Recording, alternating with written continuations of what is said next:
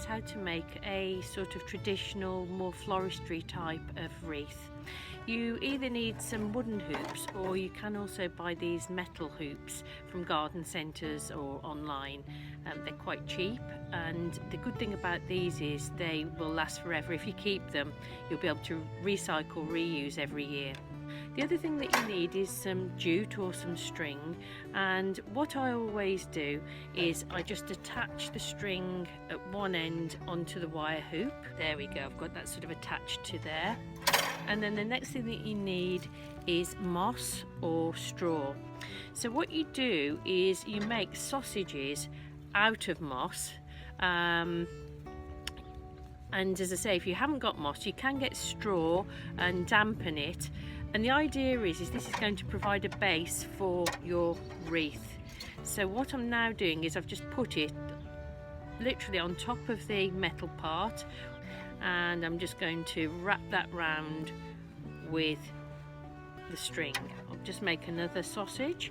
So I'll literally take a section of moss, I'll sort of compact it all together, make it into a sausage, put it onto the next one, just slightly overlapping, take this string again, and then I just twist it around there, pull it quite tight, and that will attach the moss onto here.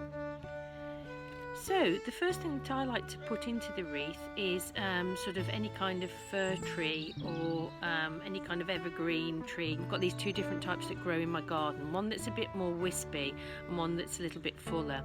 And the idea is to sort of create a base so that then the more interesting textures and little bits that you've got, you can then add on top of this. So what you do is, I'm going to start with this one here. So I've snipped off all these little bits around my garden, and you need to cut the pieces. Don't make them too large, you need to cut them at an angle, so it's a diagonal, so it's going to be easy to push it into your moss or the straw. And then you can see there's sort of little bits at the end here. Take those off as well, because that means that you're going to be able to push it in nice and cleanly. So I've got the top of my wreath here, and what I'm going to do, starting at the top, I'm going to just push this in, sort of like in the middle section of the width, if you can see what I mean. And I'm just going to push that in there. It goes in quite easily, and there's the first piece. And I'm literally going to work my way all the way around the rest of the wreath. There we go, and I'll just put that last one in there. Now don't worry if there's gaps, because this is only going to be the base part. But there we go, you can see that I've got sort of some greenery all the way around. I'll put them all at a slight diagonal so that they're sort of following the circle, but it's up to you how you actually put your greenery in. Come up with your own designs. So the next thing I want to use is this other sort of greenery that I've got, and this is quite floppy, so I didn't want to put that on the outside because it would just bend and flop, whereas I can put it on top of here now, sort of to fill it in. So again, it's the same thing, and it's got some nice little cones on as well, I should add. Cut it at a diagonal. I'm able to use scissors for this one because it's not so thick, and just give yourself a bit of a stem so that you can actually push this in, and then literally working on top of the other ones that you've put in, you can just start to dot those in to fill in any gaps that you've got. So I'll just work on that now. So this is where you can go around your garden and find anything that's evergreen and that you can use. As I say, think about texture, think about colour. One of the things that I quite like to use is box, and another one is hebe, and also I've got some sort of kind of privet sort of stuff really that's got yellowy leaves, which I quite like.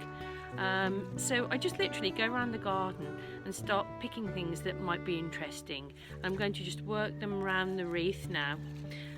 You may want to group some of these things together to give little areas of texture, or you may want to just continue working your way around, see how you feel. It's quite nice if you use herbs in your wreath, because obviously you get a wonderful scent from them. I've also found this really nice silvery foliage, so I'm going to put a little clump of that in as well. Really be inventive, see what you can find, and literally just keep podging them in anywhere that you've got gaps, And when I am using these other herbs and other little plants that I find now, I tend to put them in groups of 3, just so I get little areas where you can see them. If you just put them in individually, you actually lose sight of them sometimes. So it's best to actually put them in little clusters. So now we get to the bit where we've really got to add the seasonal plants, holly and ivy. Now there's a saying that if you have more holly than ivy, then that the master will rule the house, meaning the man. Or if you bring more ivy into the house than holly, then the woman will rule the house. So just a little tip, make sure you bring the right amount in depending on how your household balance is going to be. I'm just going to push that into some of the gaps that I've got. As I said, mine seems to be a wreath where I'm going all the way round. There's no particular area, top or bottom, so I'm just putting it in as I sort of circle round it. So just sort of keep twizzling it round. Pop another piece in there. I've collected the flowers off the ivy. I think they're absolutely beautiful, and you get them in all colours from almost black to these lovely yellow ones. So I'm going to again just do the same thing, push them all the way round. So as you can see, it's really filling out. You know, when I said don't worry about if there's gaps, this is what I mean. If you're going to add fir cones, you really need wires to do this. You can put pieces of string around them and try and tie them on, but they're always really wobbly. So I've got some florist's wire. You can also get wire from garden centres that you can also bind around these. But basically I've got a wire here and a fir cone, and you can sort of put it in the lower level of the fir cone and twist it in, just sort of round like so, and leave it with the stalk, and then you can push that into your wreath. Now I'm going to start thinking about where the top of my wreath is, which is here, so that I can start to put the fir cones in probably more towards the base of this one. So I'm just going to push those in. So here's some of the orange slices that I dried the other day, and again the easiest way to fix these is with a wire, and just sort of thread it through the soft part. Even though they're dry, you can still push that through. I normally do them in 2s or 3s. Oops, a bit slippy that wire.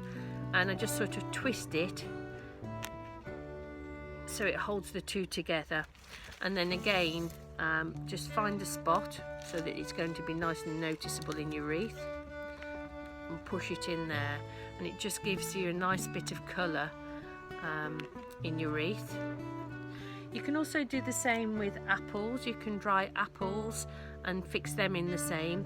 And I've also got cinnamon sticks, which, as well as looking quite cute, will also give it an absolutely lovely scent as well. So I'm just going to spend a couple of minutes now putting in these finishing touches, and then we'll see if we need to do anything else with it. And there you have it. A lovely Yuletide seasonal wreath made with lots of natural materials that I've gathered from my garden, and with the dried oranges and the cones. The only thing that now remains is to perhaps add some scent to it, especially if it's going to go on your door. It's lovely if you sort of get the waft of all of the seasonal scents. So you can just literally do things like get mixed spice and nutmeg, and literally sprinkle it over it. Obviously a lot of it will come off, but it just sort of gets contained within the foliage. So that's one nice thing that you can do.